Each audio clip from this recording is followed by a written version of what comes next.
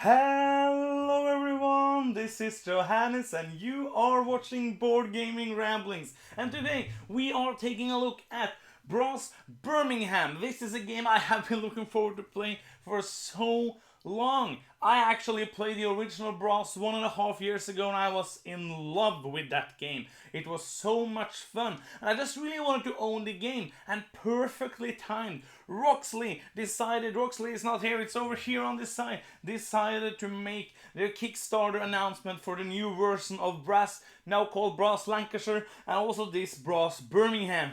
And I couldn't wait to get the game. The game finally have arrived and we decided to start off playing Brass Birmingham just because I wanted to, like no real reason. That means I do not remember so much about playing Brass Lancashire, so not gonna be a lot of comparisons, but we're gonna jump into this game and show you a little bit about how you play it, and I'm gonna tell you what I think about this game. So let's just do a quick overview. I'm not gonna do a full rules breakdown. So just a quick overview about how the game plays, and we'll come back up and tell you what I think about Brass Birmingham. Let's do a quick overview on how you play Brass Birmingham. There is a lot of things going on in this game, so I'm not gonna go through everything. I'm just basically gonna do an overview of the different actions you can take, and hopefully that will give you enough to understand what I'm saying in the review, and also to see if this might be something for you.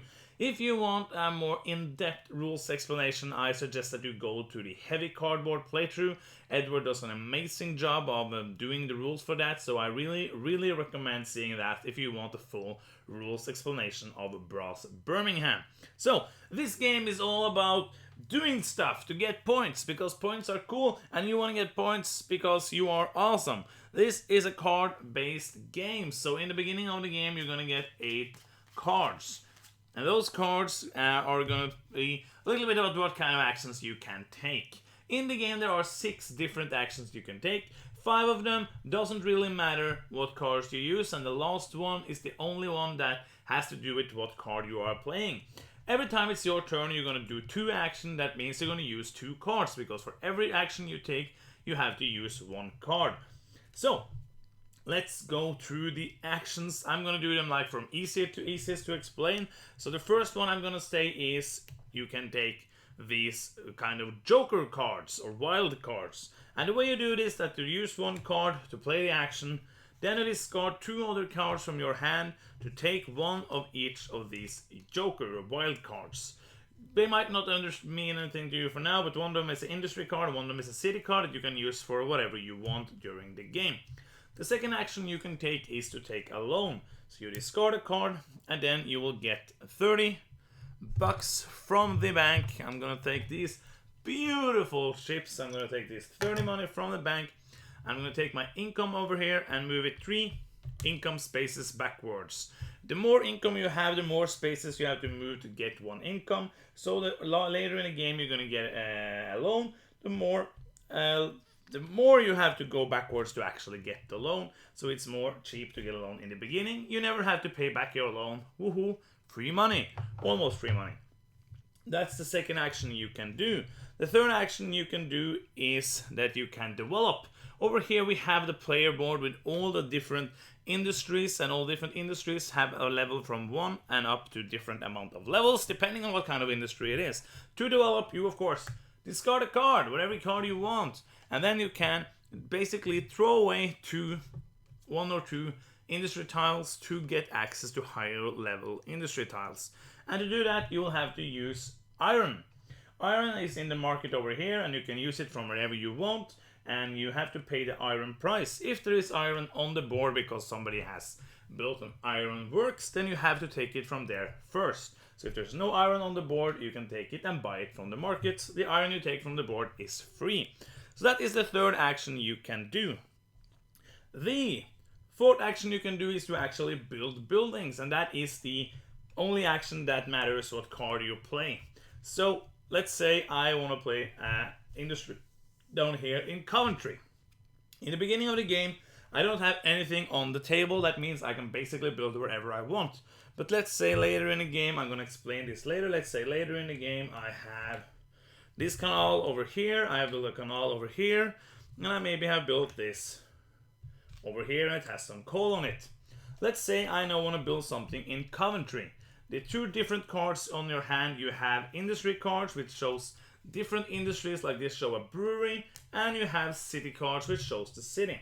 If you are playing an industry card, you have to play something, you have to build it somewhere which is connected to your network. So now, for example, if this is my network, I can build something in Kidderminster, in Dudley, and in Birmingham, and that's it. So let's say I couldn't build a brewery because there is no brewery tiles out here. So let's say I could, for example, play this cotton mill manufacture good card to build somewhere over there. But if I really want to build like a pottery, for example, in Coventry, I can use my Coventry card. Because if you use the city card, you can build there even though you don't have a network there. So I would have to play this, and I would pay the cost to put the building out on the table. If you need coal from somewhere, wherever in the game, coal is kind of different from iron. Because iron you can just take from wherever. Coal you have to have a network to be able to get, even if you want to build it from the market. There are markets out here in the edge of the board. If you are connected to that, you can take it from there, and if you are connected to coal on the board, you have to take it from there. Connection means here between all players' canals. You don't only have to be during yours. You can have like trace it all the way over here. Some other player is building all the way over there.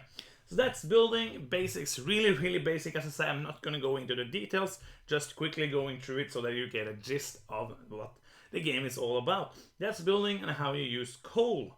The next thing you can do is to build canals to expand your network. And it's really simple. You just pay a card, whatever card you want, pay 3 money, and you will put out one of your canals. And it has to be, of course, adjacent to either a canal you have, so I could build over here, or adjacent to a city where you have a building. So that is that, pretty simple. And the last thing you can do is to sell your industry. And there are 3 industries you can sell. You can sell pottery, cotton mills, and manufactured goods. So let's say I have this pottery over here for an easy example, and I am connected to Warrington. You see up in Warrington, that's it's a market, and up here there's a tile placed there in a setup that says it wants pottery. Pottery, Harry Pottery. It wants some Harry Pottery, and you want to get it up there. So in this example, it's really simple, but you of course have to be connected to the market who wants to buy it. And up in the right corner of this tile, it says that this tile needs 1 beer to be able to sell it.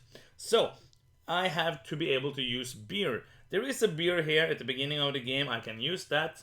Or I could use beer from my own breweries, and that can be taken from anywhere on the board.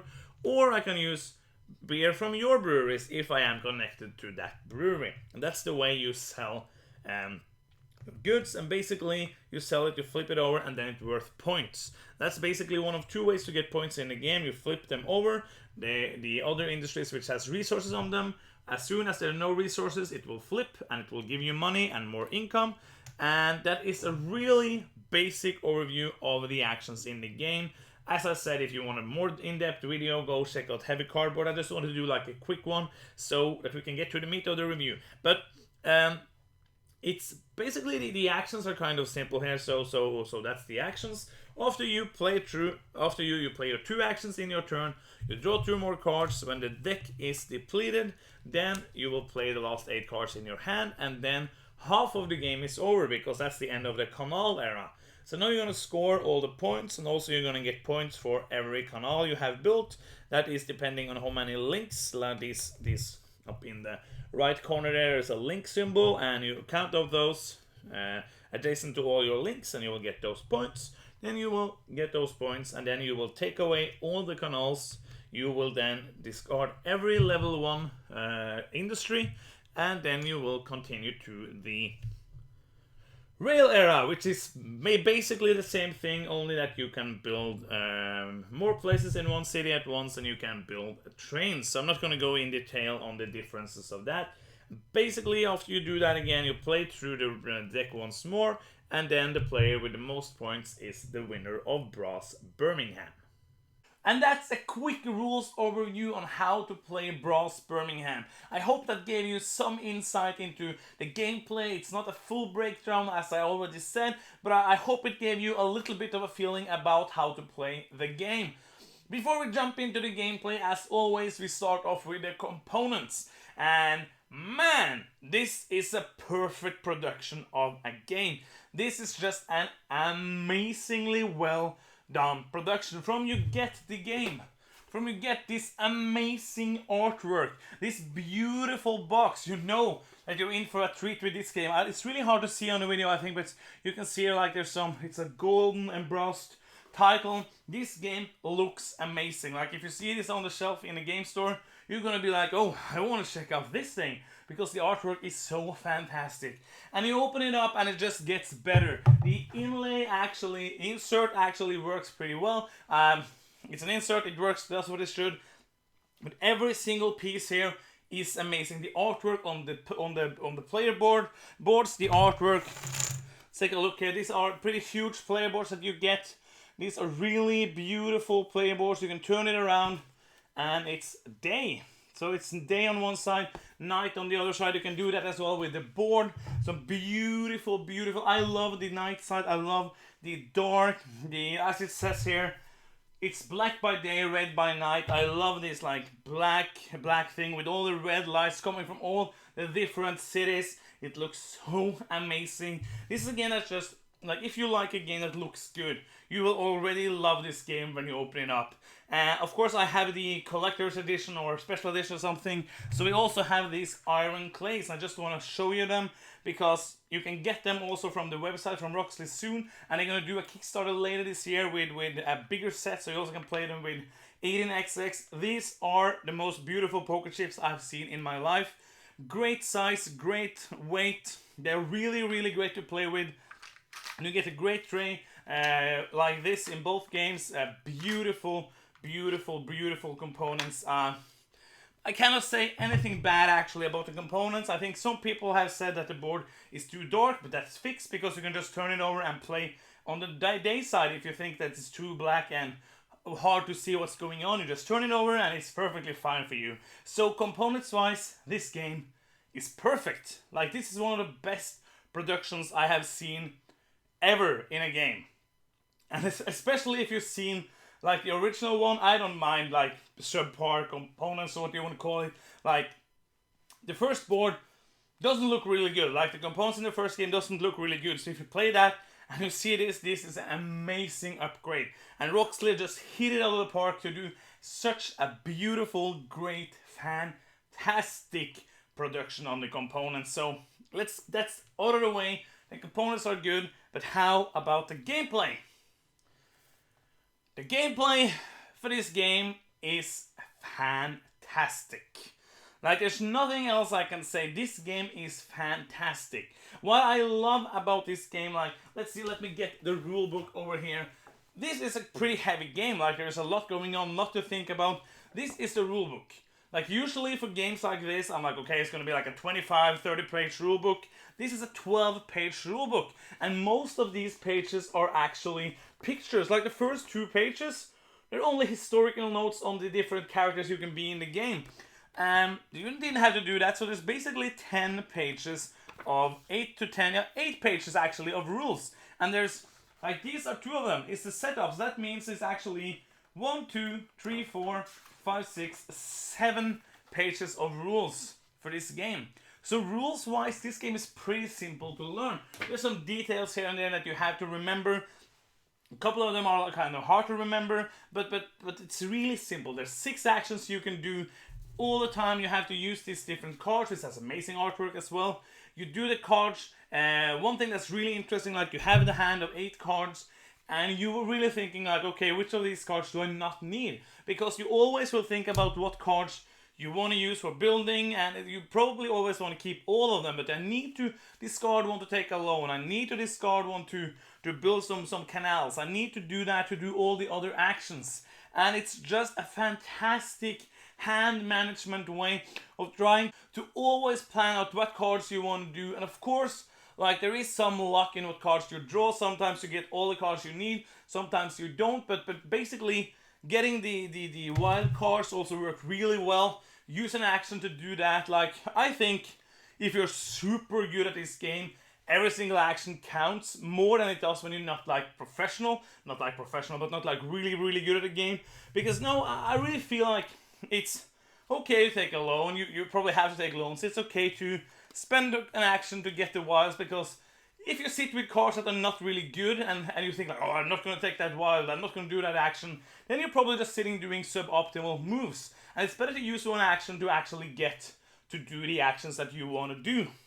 And the way to think about this game is just so much fun. Planning to get out the different buildings, trying to go to see, okay, a lot of people are doing cotton mills, I'm gonna try to do pottery then. Or if somebody's doing pottery, like maybe I should try to compete with him so that he doesn't get easily up to the top of the pottery. It's so many different things that are amazing in this game. Like, it's fun to play. I think this game is going to be really fun to play after playing it 15, 20 times, but it's still also a lot of fun to play the first time and the second time. And every time we play, it's just pure fun.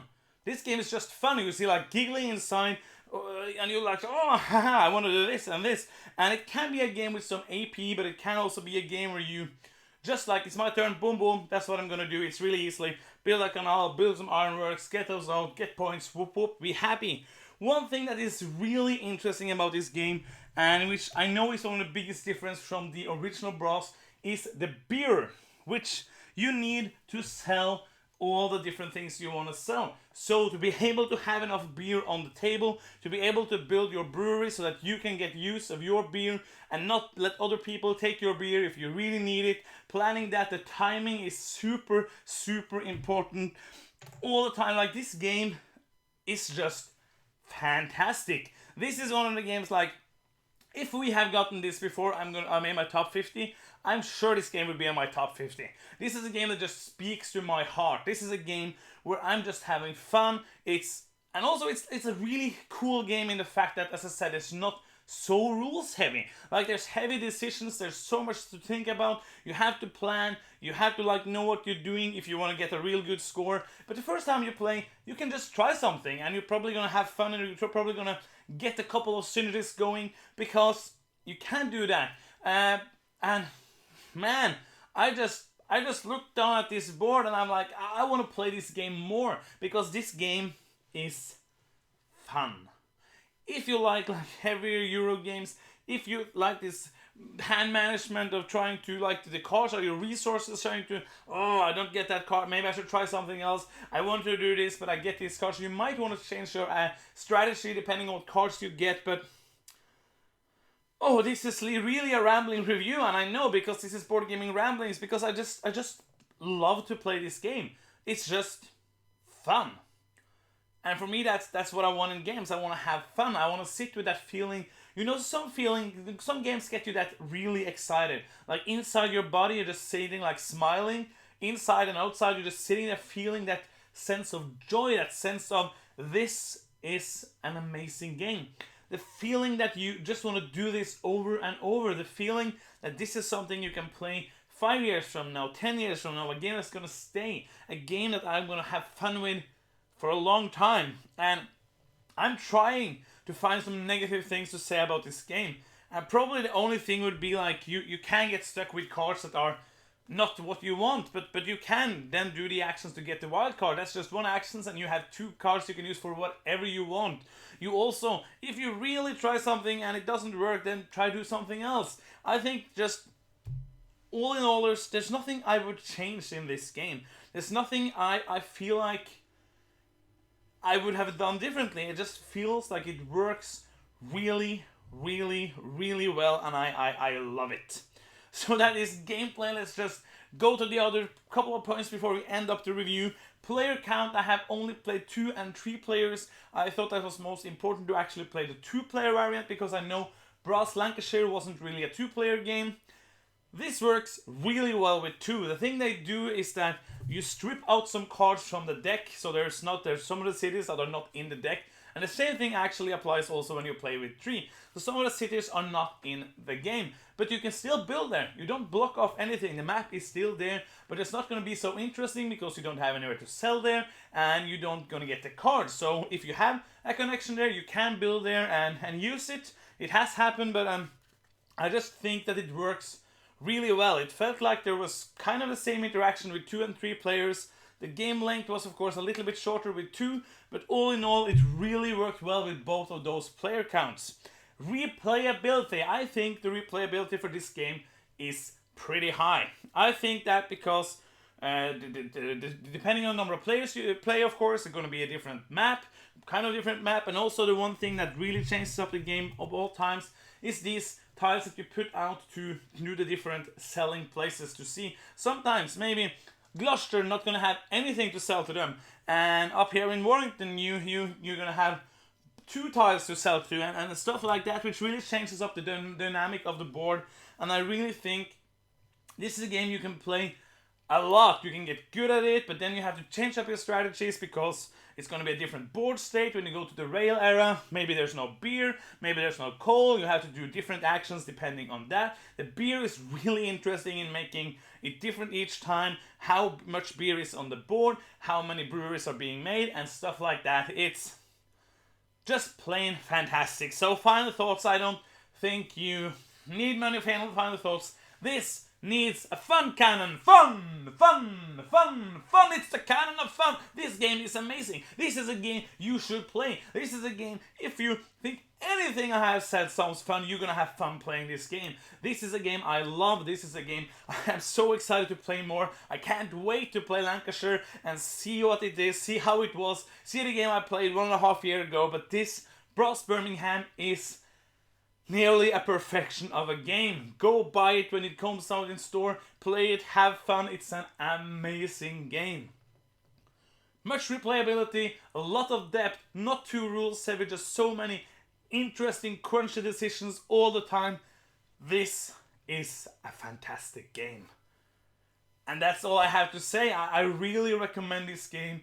It's so good. I'm really happy to finally have played it. It's a game I'm looking forward to play so much more. And that's the end of my review for Brass Birmingham. Thank you so much for watching. I hope you enjoyed the review. Please comment what you think about the review, what you think about the game. Please subscribe to the channel if you haven't so already. You can also follow me on Twitter, that's at BGRamblings. And now I actually am on Instagram, so you can go and check out at Board Gaming Ramblings on Instagram to see some board gaming pictures there as well. Thank you so much for watching. We really appreciate it, and I'll talk to you soon. That's it. Bye bye.